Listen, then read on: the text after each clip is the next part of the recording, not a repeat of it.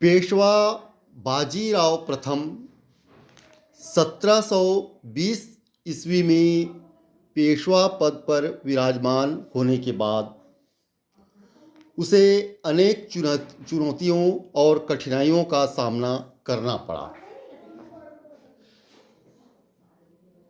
दक्षिण में एक सशक्त मुगल सूबेदार निजाम उल मुल्क के साथ संबंधों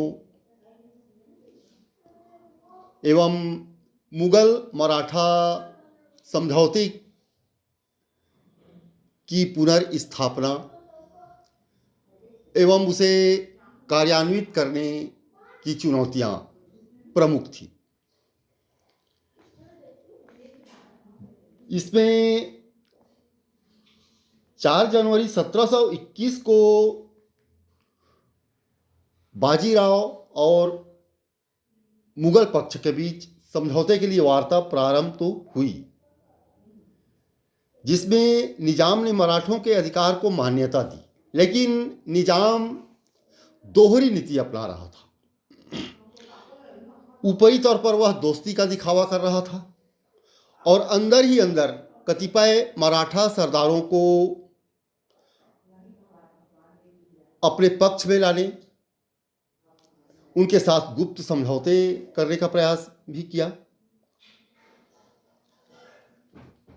शाहू के चचेरे भाई संभाजी द्वितीय, जो कोल्हापुर के छत्रपति थे, उन्हें शाहू के खिलाफ भड़काया और इस आधार पर उसने चौथ व सरदेश मुखी के अधिकारों को मान्यता देने से इनकार कर दिया।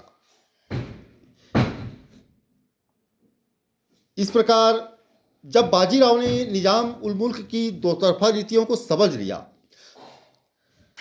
और तब उन्होंने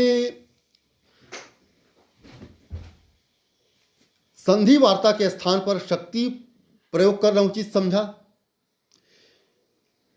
इसके अलावा मुगल पातशाह ने जब गुजरात और मालवा क्षेत्रों में चौथ व सरदेश मुखी की वसूली की मांग को मानने से इनकार कर दिया, तब बाजीराव ने फिर उत्तर में शक्ति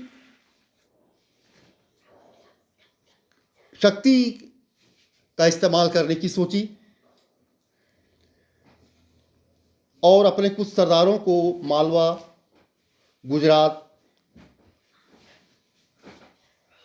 विजय का कार्यभार सौंपा।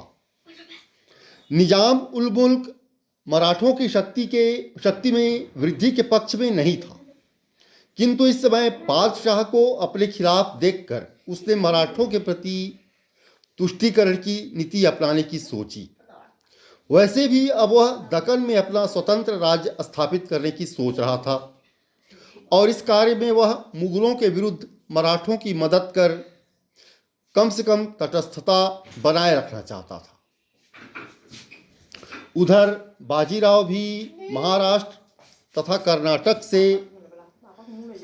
मुगल अधिकारियों को निकालना चाहता था तथा मालवा व गुजरात पर अपना अधिकार स्थापित करना चाहता था।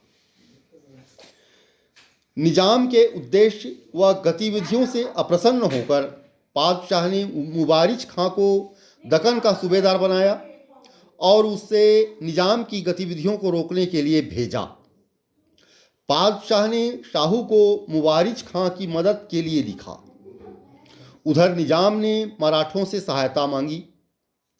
शाहू ने बादशाह को प्रेषित पत्र के उत्तर में मालवा व गुजरात में अपने अधिकारों की पुष्टि, खराज की समाप्ति तथा दक्कन की सूबेदारी अपनी पसंद के लोगों को दिए जाने की मांग की, जिसको बादशाह ने नामंजूर कर दिया। इस पर मराठों ने निजाम समर्थक नीति अपनाई। निजाम ने 23 जून 1724 में जारी एक दस्तावेज में मराठों की सभी मांगों को स्वीकार कर लिया।